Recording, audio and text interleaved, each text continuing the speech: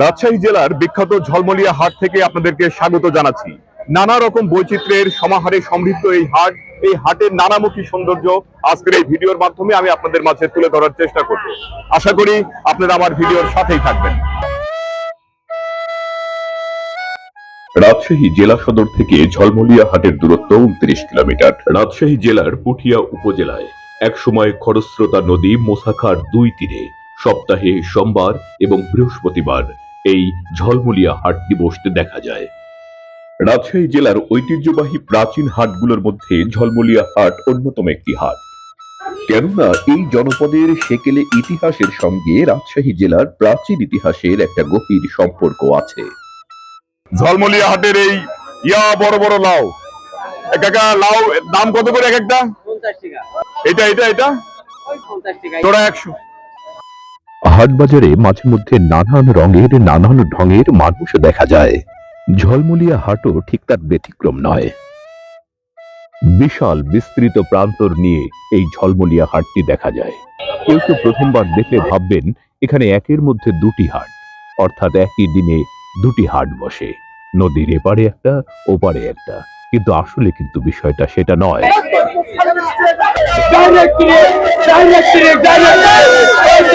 হাটের এই অংশে তরমুজ বিক্রির হাকঢাক চরম মাত্রায় পৌঁছেছে, ফলে হাটে আসা মানুষগুলোর মনোযোগ এখন কিন্তু তরমুজ হাটার দিকে। ঐতিহ্যবাহী কামারপট্টি এই হাটের অন্যতম আকর্ষণ কেন্দ্র। হাপড়ের আগুনে তাতানো লোহা পেটিয়ে কামারশালার কামার ক্ষেত খামার এবং গৃহস্থালির কাজের প্রয়োজনীয় উপাদান সমূহ তৈরি করেন। নমস্কার, কত বছর এই পেশায়? 40 বছর ধরে। সুদীর্ঘ 40 বছর, কারো বা 40 বছর, কারো 30 বছর, কারো 50 বছর, একটা সুদীর্ঘ জীবনের ইতিহাস জড়িত এই কামার শিল্পের সঙ্গে এই মানুষগুলোর। ঝলমলিয়া হাটের এই অংশে মাটির তৈরি নানা রকম তৈজসপত্রের বাহারি সমাবেশ লক্ষ্য করা যায়। ভালো আছেন? বেচা বিক্রি কেমন হচ্ছে? বেচা বিক্রি ভালো হচ্ছে। ভালো হচ্ছে না? মানুষ কি মাটির জিনিস কিনছে? হ্যাঁ কিনছে, তবে ঈদের জন্য একটু কম কেনা বেচা হচ্ছে। মানে ঈদ বের হলে ভালো বেচা কেনা হবে আশা করছি। হ্যাঁ, সামনে যত আসবে ঈদের কয়েকদিন আর কি ভালো বেচা কেনা হয়। কোন জিনিসগুলো বেশি নেয় মানুষ? শীত মৌসুমে কি বিক্রি হয়? সারাটি পিঠা, কলস, তারপরে রসের নাড়ি বেশি বিক্রি হয়। শাব্দিকভাবে ঝলমলিয়া নামটির সঙ্গে অতিরিক্ত সৌন্দর্যের একটা সংযুক্তি কিন্তু আছে। বাস্তবেও কিন্তু এই হাট যদি আপনি দেখে থাকেন সেটা কিন্তু খুঁজে পাবেন। এই হাটের প্রতিটা পরতে পরতে অতিরিক্ত সৌন্দর্যের একটা সংমিশ্রণ কিন্তু আছে। এই হাটে অনেকগুলো পানের দোকান ছড়িয়ে ছিটিয়ে এখানে সেখানে লক্ষ্য করা যায়। এজন্যই প্রথমে আমি বলেছিলাম মনে হয় যেন এখানে দুটি হাট একই সঙ্গে বসেছে। মানে কত বছর ধরে এই পেশায় আছেন? 48 বছর। আপনার বাসা কোথায়? দুর্গাপুর।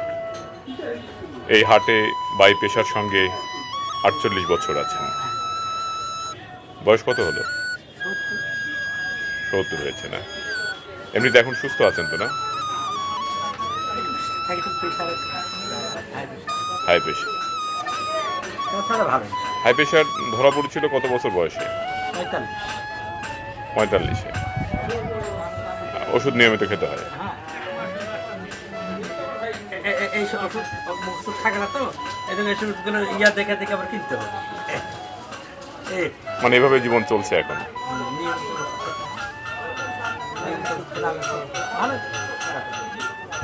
পানের দোকানের পাশাপাশি সুপারি সহ বিভিন্ন মশলাপাতির দোকানগুলোও পাশাপাশি দেখা যায়। ঝলমলিয়া হাটের এই অংশে বাঁশের তৈরি নানা রকম উপকরণ বিক্রি করতে দেখা যায়।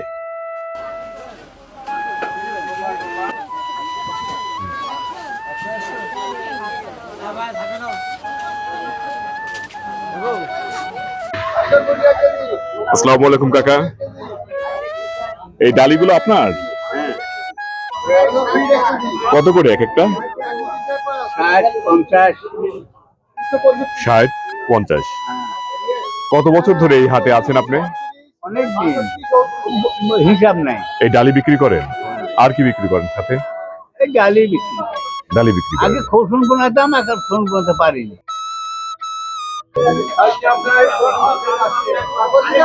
সাজনে কত করে বিক্রি করছো? 70 টাকা না? আর লেবু? রাজশাহী এবং বগুড়া জেলা আলু উৎপাদনের জন্য বিখ্যাত। এই কারণে এখানকার হাট বাজারগুলোতে প্রচুর পরিমাণ আলুর কিন্তু আমদানি হয়।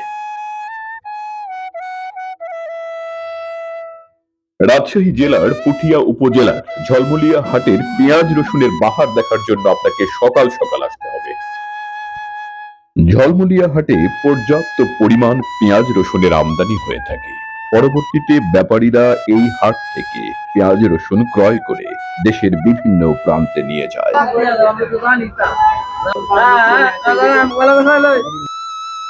এই এলাকার মাটি কলা চাষের জন্য বেশ প্রসিদ্ধ।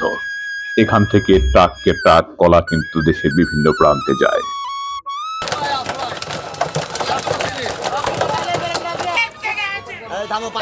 এটার ওজন কত? 10 কেজি। কত করে কেজি? 820। একটু উঁচু করো তো ভাই। কোথা থেকে নিয়ে আসতে মাছ? দেশের দীর্ঘতম নদী পদ্মা ছাড়াও নানা রকম উৎস থেকে এই হাটে মাছ আসে। হাটের একটা বড় অংশ জুড়ে মাছের সমাহার দেখা যায়। আপনারা এই মুহূর্তে দেখছেন ঝলমলিয়া হাটের অসিত চন্দ্র ঘোষের মিষ্টির দোকান। অসিত বাবুর মিষ্টির দোকান সহ এখানে বেশ কয়েকটি নামকরা মিষ্টির দোকান রয়েছে, যে দোকানগুলো হাটে আসা মানুষগুলোর মুখে মিষ্টি তুলে দিতে গুরুত্বপূর্ণ ভূমিকা রাখে।